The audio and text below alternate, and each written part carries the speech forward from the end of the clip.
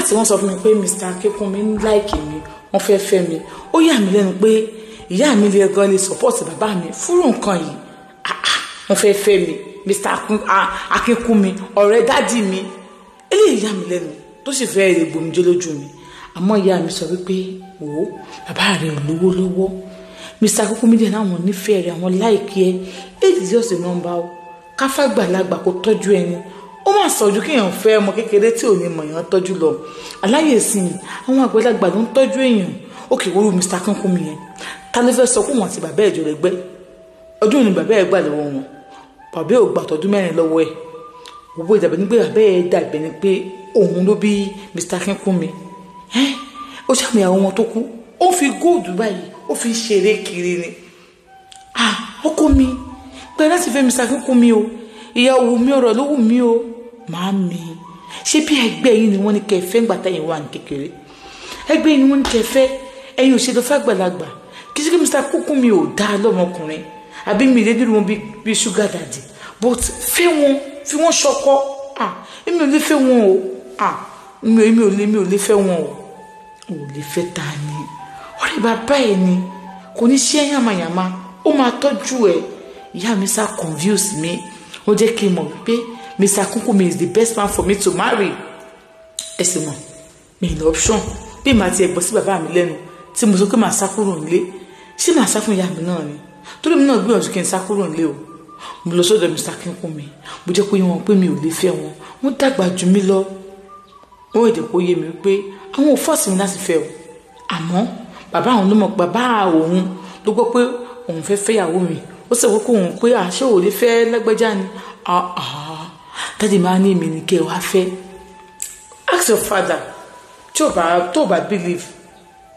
àmọ́ bó ṣàmù pé o ò ní jìyà I won't let you suffer mo dẹ̀ máa tọ́jú ẹ wò ó mi ò fẹ́ àǹtí ṣeun nígbà tí wọ́n kúrò bẹ́ẹ̀ jọ náà èmi àti Mr. Akínkúnmi a ní àjọṣepọ̀ Mr. Akínkúnmi ní ohun tó dùn wọ́n ní àdídùn lára ò ní wà pẹ̀lú wọn kó má láìkì bí wọ́n ṣe rí ó kọ́kọ́ jù ní èmi náà fọyín lọ pẹ̀lú wọn mo ní kí n sá kúrò nílé ni o àwọn kí n tó lọ lórí Mr. Akínkúnmi bóyá máa understand mi àti ibẹ̀ lọ ọ̀rọ̀ ìfẹ́ wá wọ́ọ̀kì o wọ́n wá ń gbé mi ṣe gbogbo ẹ̀ everything mo ṣàdìyàwó wọn o mo jẹ́ Mr. Akínkúnmi àmọ́ Mr. Akínkúnmi ní ìwà kan lọ́wọ́ àǹtí ṣeun gbogbo àwọn ọ̀rẹ́ mi pátápátá eléyìí tí Mr. Akínkúnmi ò tí ì bá lájọṣepọ̀ òun ò tí ì rí bẹ́ẹ̀ ni Mr. Akínkúnmi gbogbo àwọn ọ̀rẹ́ ọ̀hún báyìí wọ́n bá lájọṣepọ̀ débi wípé ó wà ní ọjọ́ kan ọ̀rẹ́ mi kan wá kí mi ọ̀rẹ́ mi obìnrin yìí bó ṣe dé ìgbà yẹn mi tí ìmọ̀ rẹ́dà tí Mr. Akínkúnmi jẹ́ àwa níbi tí àwa ń bẹ̀ gbájú sọ̀rọ̀ kò sí nǹkan tá à nínú ilé Mr. Akínkúnmi ṣe wọn mi iṣẹ́ nìyẹn alọ́mọ ọ̀dọ́ ńlé o mo sọ fún mi pé wọ́n ti lọ sí ìlú òyìnbó àti ọ̀sẹ̀ pásítọ̀tì máa ṣe gbé àti padà mo ti lọ sí ìlú òyìnbó mo lè padà so ti yé yín bẹ́ẹ̀ yẹn wọ́n bá sọ fún mi pé kí ni wọ́n gẹ́tì nǹkan kan wá nǹkan tí wọ́n wá sọ yẹn wọ́n gbé kí ni wọ́n bẹ́ẹ̀ fi ṣe mi ní kò sí wàhálà wọ́n bá ní pé kí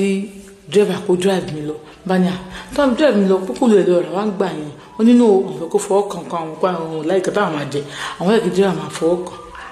òde bẹ́ẹ̀ ló máa lọ ra nǹkan tá a máa ń ṣèwà nílé yìí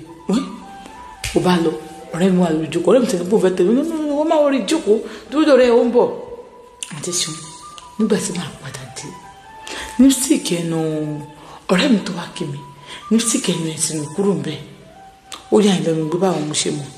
nípsìkì ẹnu ẹ̀ ti nù kúrò ń bẹ̀ torí ọ̀rẹ́ mi tó wá kí mi ó láìkì makeup bẹ́ẹ̀ sì ni makeup ojú ẹ̀ ó ti rí bálabàla ojú ẹ̀ ṣe wá rí báyìí ó ní kò sí nǹkan kan bí mo ṣe dínkù pẹ̀ sígbà yẹn ó lóun fẹ́ máa lọ mo ní okay no problem wọ́n ní kí driver lọ drop ẹ̀ ọ̀tọ̀ lọ drop ẹ̀ wọ́n á wò pé kí ló ń ṣẹlẹ̀ mi ì fetí ibẹ̀ mi ò fi gbọ́ràn mi ì dẹ̀ fojú ibẹ̀ mi ò fi ríran àǹtí ṣeun kẹrẹkẹrẹkẹrẹkẹrẹ kò síyàn tó wá mi wá tí Mr. Akínkúnmi ò ní wá bó ṣe máa bá lájọṣepọ̀ kò síyàn tó máa wá mi wá tí wọn ò ní wá bó ṣe máa gba pátá ìdí ẹ̀ ìwà sí Mr. Akínkúnmi wù rè o ló wá di ọjọ́ kan Deborah ló wá sọ fún mi wípé òun mọ bó ṣe ń ṣe òun dẹ̀ ló wá bíṣẹ́ lọ́la bá ní òun bó ṣe ń ṣe ẹ̀kẹ́ ṣé kò sí ó ní ó kàn rẹ̀ mú mi ok kò sí wàhálà bẹ́ẹ̀ take care ẹ o bá jẹ́ fún lówó Deborah tá à ń sọ yìí òun ò lè jù lọ bó nítorí pé ìyàwó ọ̀gá lòun àwọn fún òní respect yẹn ó ní lòun bá wò pé Deborah ò sí around kóun dáná oúnjẹ fún wọn kóun ṣe ògbẹ fún wọn nígbà tó ń dé wọn ní àwo ló ń dáná ni èmi ni mò ń dáná Deborah ò sí around Deborah sọ pé ó rẹ òun pé òun ò lè wá síbi iṣẹ́ ní èní ní wàá ti sọ kíní kan wàá gẹ̀ẹ́tì ọmọ tó wà bẹ́ẹ̀ máa ṣe òun àwọn ọmọọṣẹ́ mi tó wà ní supermarket ni mo ní tó nǹkan kan sef so mi tètè mo máa tún ní kó máa bọ̀ wálé kí ló fẹ́ wá ṣe ní àpò these days mo gbọ́dọ̀ trust ọmọ bó wá ní ọmọ kan ọmọ yẹn mo ti mú bí àbúrò gan owó mi ló máa mọ àwọn ní ok bí a kì í sọ fún ọmọ yẹn pé kó wá bá mi dúró sí kó wá bá mi dúró sílé so ọmọ yẹn mo ṣáà mọ ọmọ yẹn wálé àjọ ń lọ mo wálé àjọ ń lọ so èmi ò mọ̀ pé kankan wà láàrin òun àti ọkọ mi o àyàfi ọkọ mi ti ṣe àwọn nǹkan sẹ́yìn o tó bó ti máa sọ fún yín ẹ máa sọ pé ẹ kí n wà nínú marriage yẹn lẹ́yìn ìgbà yẹn mo ti rò bí a ti gbọ́n fi ọlá jẹyọ ni torí pé oníjọ́ kan náà tọ́rẹ̀ mi kan wá mi wá ọ̀rẹ́ mi lélẹ́yìí o bọ́kọ mi sọ pé àwọn láìkọ̀ ọ̀rẹ́ mi yẹn o òun ò dẹ̀ fẹ́ toast ẹ̀ lẹ́yìn mi òun fẹ́ kí n wà involve wọ́n á ní òun fẹ́ toast ẹ̀ lẹ́yìn mi fẹ́ kí n wà involve kí lẹ fẹ́ fi ọ̀rẹ́ mi ṣe wọ́n ní pé kí náà máa ń fobìnrin ṣe bá ní ó dá kò sí wàhálà o wọ́n ní tí bá sọ pé mi ò ọ̀nkọ́fẹ́ kí n mọ̀ ni pé àwọn láìkọ̀ ọ̀rẹ́ mi ẹni tí má jẹ́ fi òun máa ṣe fún mi pé kí n jọ pé àwọn tí bá sọ̀rọ̀ ó jẹ́ sọ pé tóun bàbá wọn tí bá tó yẹ pé tó bá fọwọ́ sí òun máa ṣe àǹtí ṣe kí mo fẹ́ sọ ṣé n sọ pé mi ò ṣe ni inú fíìmù tẹ́tí máa ń rí àwọn oríṣiríṣi nǹkan kan yẹn nǹkan tó ṣe yẹn bẹ́ẹ̀ ni wọ́n fi ń ṣeré o àǹtí ṣe mo gbà kọ́rẹ́ mi ó bá Mr. Akínkúnmi lájọṣepọ̀ mi lọ́pṣọ̀n kò dẹ̀ sẹ́ tí mo fẹ́ pè tí wọ́n bá ṣẹ̀mí tí bá sọ fún mi pé ẹ wo ohun kó tí Mr. Akínkúnmi ṣe kinní kan nígbà kòkòkò bàṣà sùn mọ́ èmi máa sọ pé ilé ọkọ ni èèyàn máa ń forí tì mí kódà níbi tí mo rí ọ̀rọ̀ èdè tí Mr. Akínkúnmi bá sọ fún mi pé ó yá àwọn fẹ́ bá wọn lájọṣepọ̀ mọ́ mi máa gbà ibi tí mi láìkì Mr. Akínkúnmi dé débi wípé kò sọ̀rọ̀ kan tẹ́lẹ̀ sọ́n pa Mr. Akínkúnmi fún ìyá mi tó wọn sọ pé ọ̀nà nǹkan tó ṣe ò dáa dáàdì mi ti máa sọ pé máa bá sọ̀rọ̀ má wọlé máa bá sọ̀rọ̀ wọ́n tó rìpọ́tù mi fún dáàdì ẹ̀ wọ́n dẹ̀ bá mi sọ̀rọ̀ one on one ṣé ò láìkì ọ̀rọ̀ ẹ̀ pé I'll stop ó ti parí nìyẹn ó máa ra gift fún mi mo dẹ̀ ti fẹ́ nísìn ọdún 3 mi ò tí ì bímọ kankan fún mi àwọn ti bímọ tó dàgbà o ìmọ̀ àti last born wọn ní age mate o last born wọn bí a kì í jùlọ díẹ̀ èmi àti ìjọ ní age mate o àwọn 3 ni wọ́n ti bí o àti ṣeun second born wọn ni mo mọ̀ dáadáa àtijọ́ ṣe ọ̀rọ̀ àtijọ́ close dáadáa